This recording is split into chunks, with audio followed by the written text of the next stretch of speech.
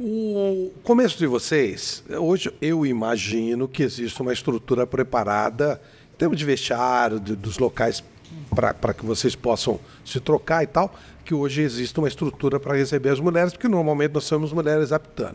Quando vocês começaram, como é que era isso? Como é que vocês... Chegou no vestiário, tá bom, tem uma menina, ou duas no máximo, e os homens, e tem um local só que eu convivi muito, a gente entrava no vestiário e tal. Como é que era isso?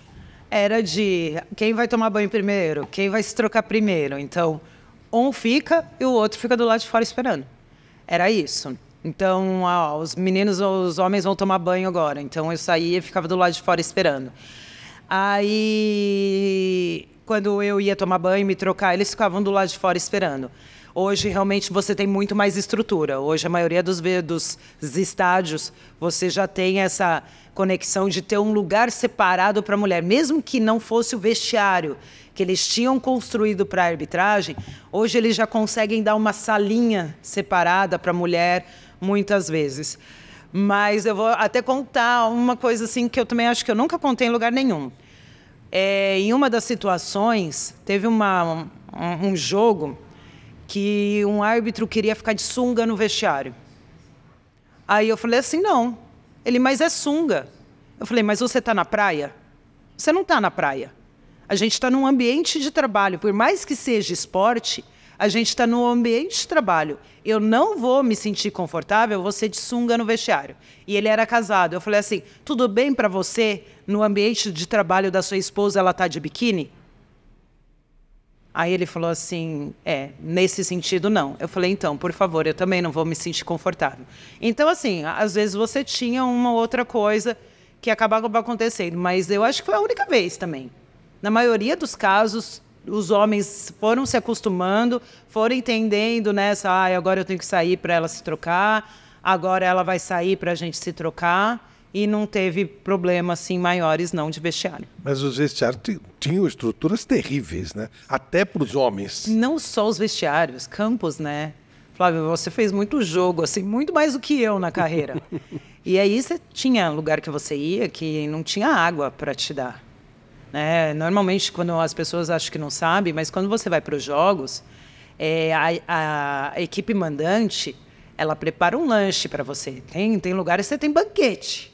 E tem lugares que põem até o kit lanche que eles dão para os jogadores. Então, um kit lanche para cada árbitro.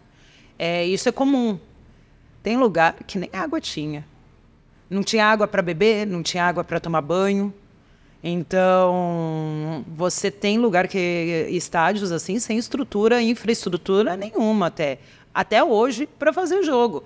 Eu costumo falar que a elite do futebol... se for 5%, é muito da realidade que nós vivemos. Então, quando a gente vê os jogos grandes aí numa TV, não é a realidade do futebol. Aquilo é 5% que representa. Se você vai numa Série C, numa Série D do Brasileirão, aí, muitas vezes, você já passa perrengue. E você sabe melhor do que eu isso. Então, você tem que aprender. Eu falo que é até interessante, né? Como você se adapta a certas realidades.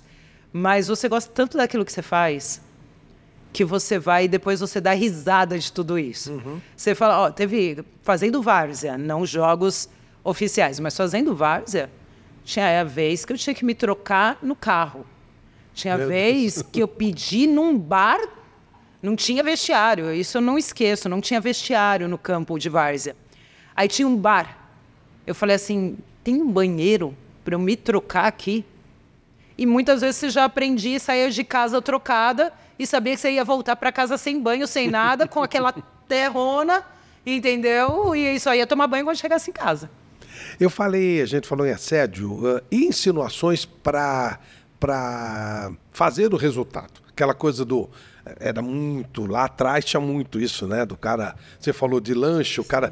Fala-se até, eu não vi isso, mas que até tinha melancia com dinheiro dentro e tal. Até esse tipo de coisa se conta. Esse tipo de situação chegou a passar, de sentir que tinha alguém querendo sugerir que facilite e tal. Chegou a passar por isso? Eu não, mas eu tenho um ponto, assim, a gente escuta essas histórias de antigamente, né? Você pega árbitros da antiga que fala que aconteciam mesmo. Lógico que eles não vão falar abertamente, mas eles contam histórias de que aconteciam. E hoje, assim, eu tenho um ponto que, em função do teste físico masculino, que virou uma exigência, a minha carreira travou muito.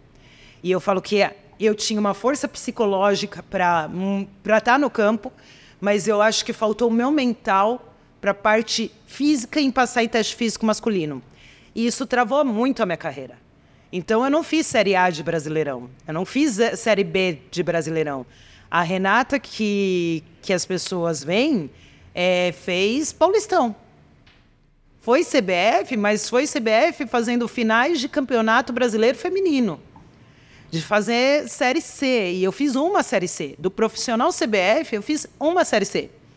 Então, eu nunca tive envolvida nos grandes jogos.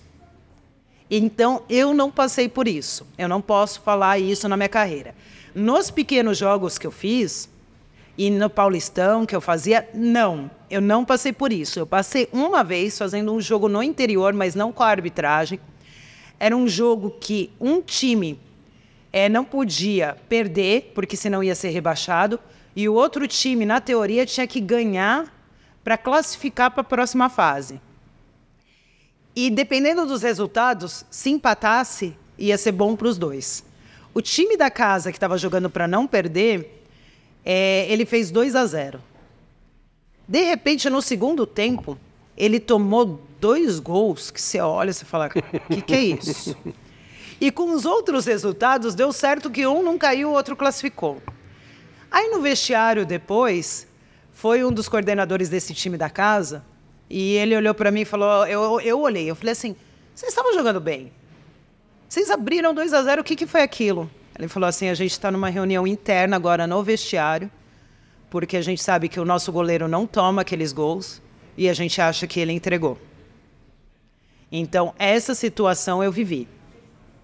E aí, de muitas vezes você reparar no campo que tem algo estranho, mas até envolvendo os jogadores. Mas com a arbitragem comigo, Renata, não. Agora, Flávia, eu sou aquela pessoa que eu não ponho a mão no fogo por ninguém. Claro. Eu ponho a mão no fogo por mim. Então, não tenho prova, nunca vi acontecer, nunca ninguém falou para mim que acontece, mas nem um gestor, né? Eu falo que quando a gente fala do caso do Edilson que aconteceu, nem um gestor, muitas vezes, consegue ter controle sobre todos, claro, e saber o que está acontecendo. Então, não dá para você botar um gestor, um chefe de arbitragem, botar a mão no fogo pelos seus 500 árbitros. É muito difícil. Eu acho que o árbitro, ele é aquela pessoa que, na hora que ele tem que fazer a inscrição todo ano para poder apitar no ano seguinte. E ele é o único profissional que, até onde eu sei, é até contra a lei, que tem que entregar SPC, Serasa, que tem que entregar antecedente criminal, antecedente civil. Todo ano? Todo ano. Para saber se ele tem alguma coisa ou não. E na federação, se você tem o seu nome sujo, e não pode, isso é contra a lei, a corregedoria te breca. Justamente para tentar evitar que ele está com dívida. Então, de repente, ele está mais suscetível a receber uma proposta. A corregedoria, de forma contra a lei, te breca.